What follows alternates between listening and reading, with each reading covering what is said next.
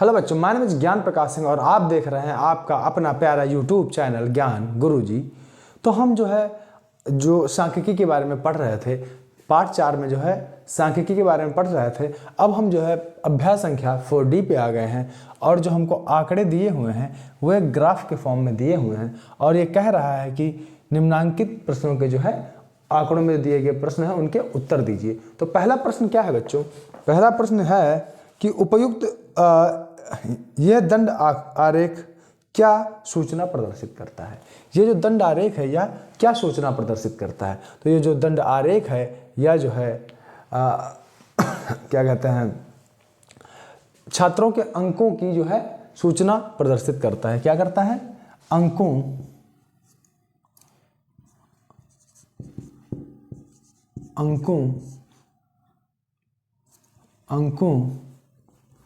की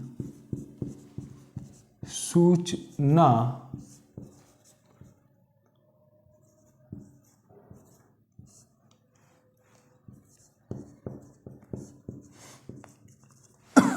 अंकों की सूचना प्रदर्शित करता है।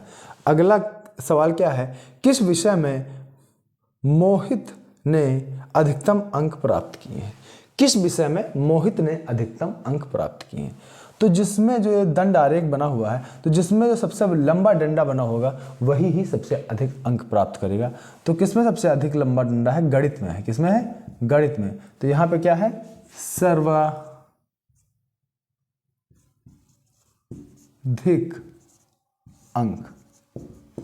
सर्वाधिक अंक किसमें है? गणित में है। अगला सवाल क्या है? क्या रहा? किस विषय में न्यूनतम अंक प्राप्त किए हैं? तो न्यूनतम अंक का मतलब सबसे कम किसमें प्राप्त किए हैं? तो जो सबसे छोटा होगा उसमें सबसे कम। तो यहाँ क्या लिखेंगे?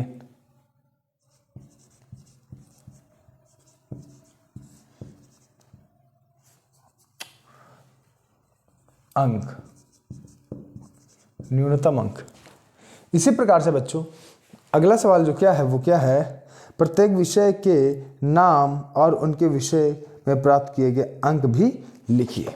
तो यहाँ पे अपनी अभ्यास पुस्तिका में सबसे पहले जैसे लिखना है हिंदी, फिर हिंदी में कितने अंक प्राप्त किए, ऐसे अंग्रेजी में कितने अंक प्राप्त किए, ऐसे लिखना है। तो यहाँ पे हम लिखे दे रहे हैं, हिंदी में 60 अंक, अंग्रेजी में 55 अंक, गणित में 80 अंक प्राप्त किए हैं और वहीं विज्ञान में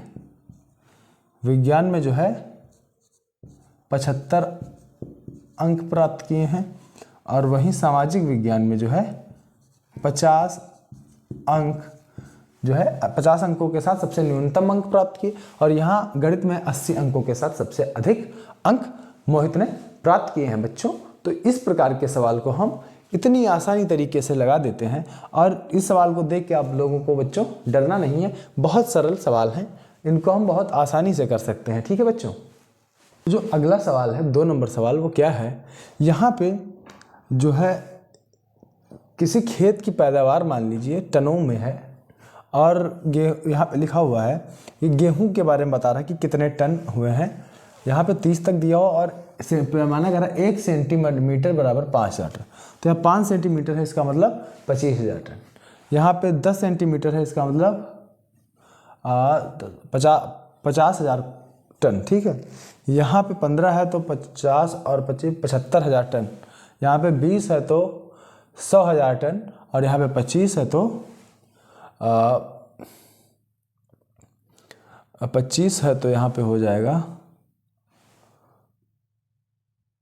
125,000 टन और यहाँ पे हो जाएगा 150,000 टन। ठीक है बच्चों। तो इस प्रकार गेहूं की पैदावार है। तो उसमें लिखा है कि उपयुक्त दंड आरेख पर अंकित निम्नलिखित प्रश्नों के उत्तर दीजिए।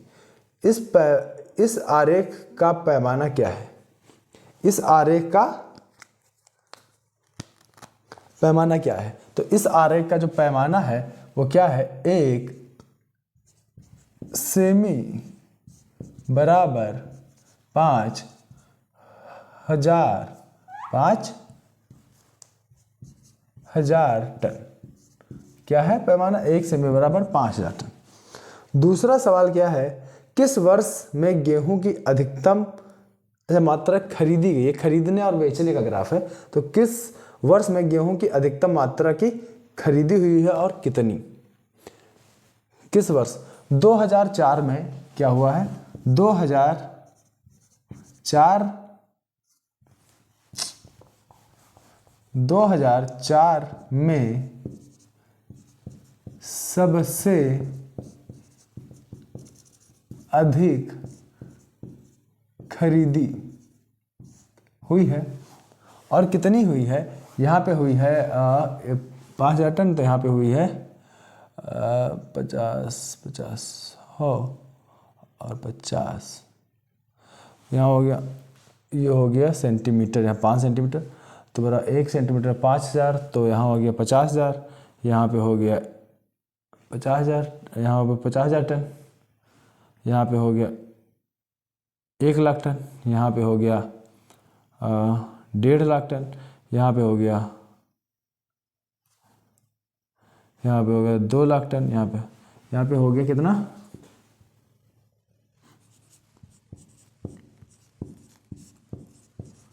3,00,000 टन। 1 सेंटीमीटर बराबर 5,000, तो 5 सेंटीमीटर बराबर 1 सेंटीमीटर 5,000, तो 5 सेंटीमीटर बराबर 25,000, सॉरी 25,000 हुआ। 5 सेंटीमीटर बराबर 25,000, तो 10 सेंटीमीटर 50,000, तो यहाँ हो गया 5, 25,000, 50,000, 75,000, 1,00,000, 1,25,000, 1,50,000 ton, sorry 1,50,000 ton, 1,50,000 ton, 1,50,000 ton. ठीक है बच्चों, अगला सवाल क्या है, किस वर्ष में गेहूं की न्यूनतम खरीदी हुई है? किस वर्ष में गेहूं की